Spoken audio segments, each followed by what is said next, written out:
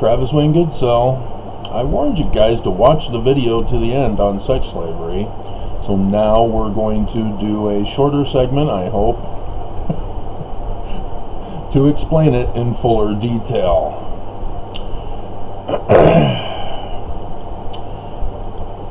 18 USC Chapter 77, Peonage, Slavery, and Trafficking in Persons.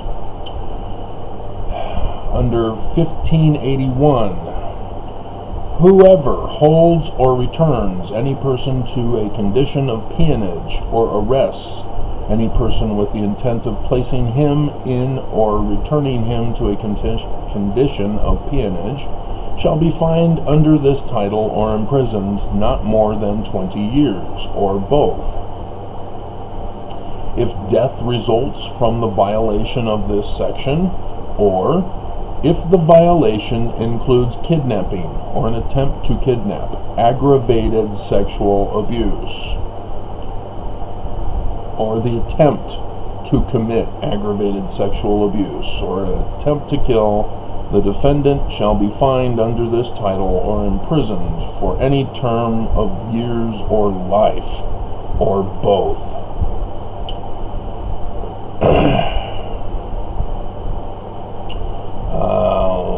Where was the other one? Was it trafficking?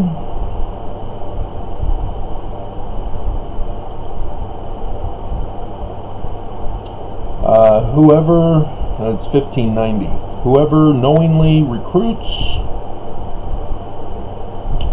harbors, transports, provides, or obtains by any means or any person for labor or services in violation of this chapter shall be fined under this title or imprisoned not more than 20 years, or both. If death results from the violation of this section, or if violation includes kidnapping, or an attempt to kidnap, aggravated sexual abuse, or the attempt to commit aggravated sexual abuse, or an attempt to kill, the defendant shall be fined under this title or imprisoned for any term of years or life, or both. And of course, that also includes an obstruction, part B, for both of these. Can't obstruct it either. And any attempt to obstruct or interfere or prevent enforcement shall be subject to the penalties under subsection A, which is a life sentence. But that was not the one I saw. Enticement into slavery? Maybe? Okay. Kidnaps. Well, it's 1583. Kidnaps or carries away any person with the intent that such person be sold into involuntary servitude or held as a slave. Entices, persuades, or induces any other person to go on board any vessel, obstructs, whoever violates, it's life sentence. Okay, so you understand the seriousness of the laws involved with sex slavery and human trafficking of sex slaves. Anybody familiar with BYU? Anybody familiar with BYU Idaho, formerly called properly Ricks? Anybody familiar with BYU Hawaii? Anybody familiar with any of the colleges? Any of you familiar with any of the church run and operated by Mormons for other universities here in the state of Utah? And anywhere in the world where Mormons engage in temple rituals of marriage. Is tithing, is the financial benefit, 1593A, benefiting financially from peonage, slavery, and trafficking in persons.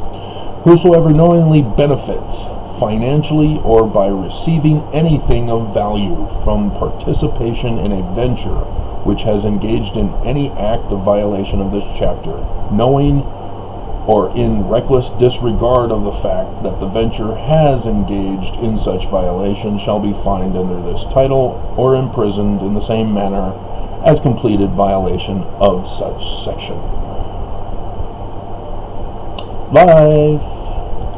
So yeah, we needed to make sure we get that in there.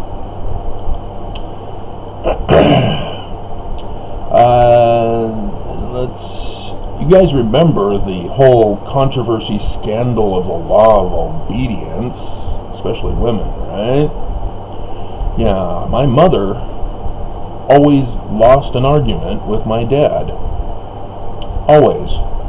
Because of the pre-1991 law of obedience, which is, a couple will now come to the altar. Brethren and sisters, this couple at the altar represents all of you as if at the altar. You must consider yourselves as if you were, respectively, Adam and Eve. We will put the sisters under covenant to obey the law of their husbands. Remember that? Probably don't if you were in the temple after 1991. Sisters, arise. Each of you bring your right arm to the square. Anybody remember the penalties prior to 1991? The thumb, what does it represent? The knife.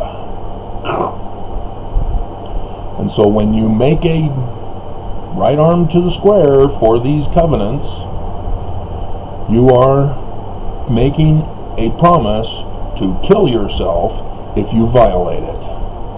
Even though they took out the penalties, they didn't take out the knife.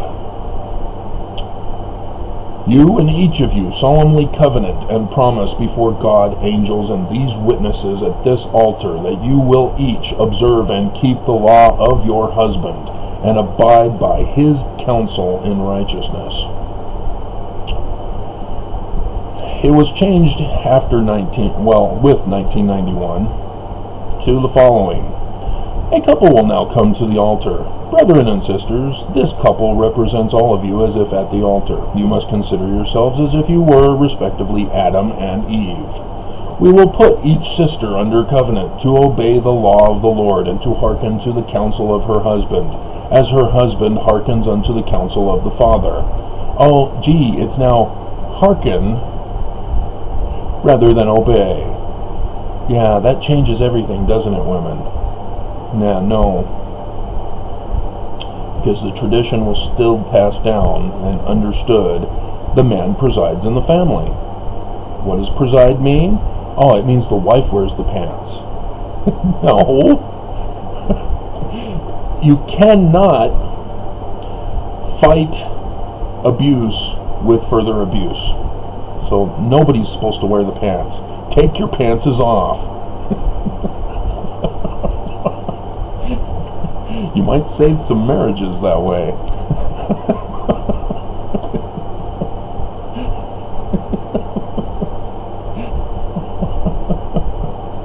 Here's the key point that is still in the temple, even though Nelson has now taken away women obeying their husband or hearkening unto the counsel of her husband as he hearkens unto the counsel of the Father.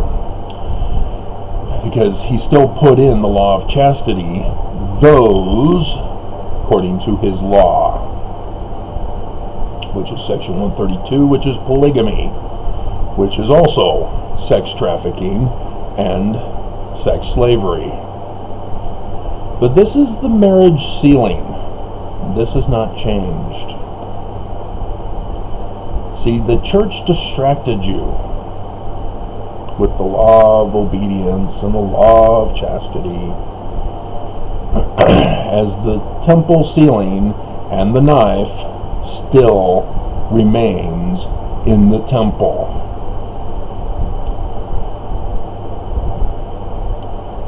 Brother so-and-so, do you take sister so-and-so by the right hand in the patriarchal grip, and receive her unto yourself.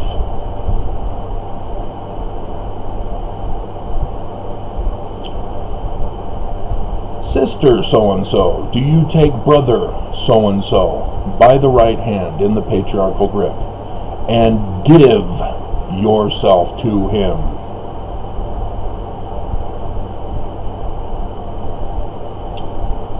The marriage sealing is sex trafficking slavery. Sex slavery trafficking. When you come from out of state to BYU and you get married in Provo or you go back to wherever, BYU is a focal point. BYU, Idaho. Any such activity where you come from out of state to get married with someone from another state. That's human trafficking. Sex slave trafficking. The church is profiting off of this because you cannot get sealed in the temple unless you've paid tithing. Tithing is not a donation. It is a forced requirement for protection. Remember? Fire insurance. These are life sentences that the church is guilty of. This is the most deplorable of human crime. And the church is committing it. And all of you who have been sealed in the temple know damn well that when you get a civil divorce, because the church doesn't allow for divorce, the church doesn't accept the government's divorce. You have to petition the first presidency for a cancellation of the sealing.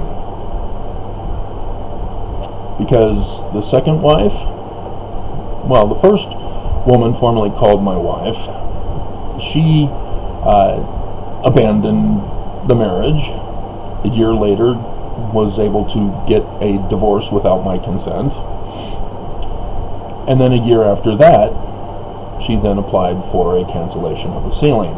And she got it, because I was supposed to put my feelings to the bishop, her bishop, about the matter. And so yeah, I said it was sad that she would do that to me. And it was immediately granted. The second woman formerly called my wife. We're still sealed in the temple. Neither of us have requested a cancellation. Neither of us have gotten remarried. If I were to get remarried, I would be a bigamist. Because the church doesn't require the cancellation of the previous marriage.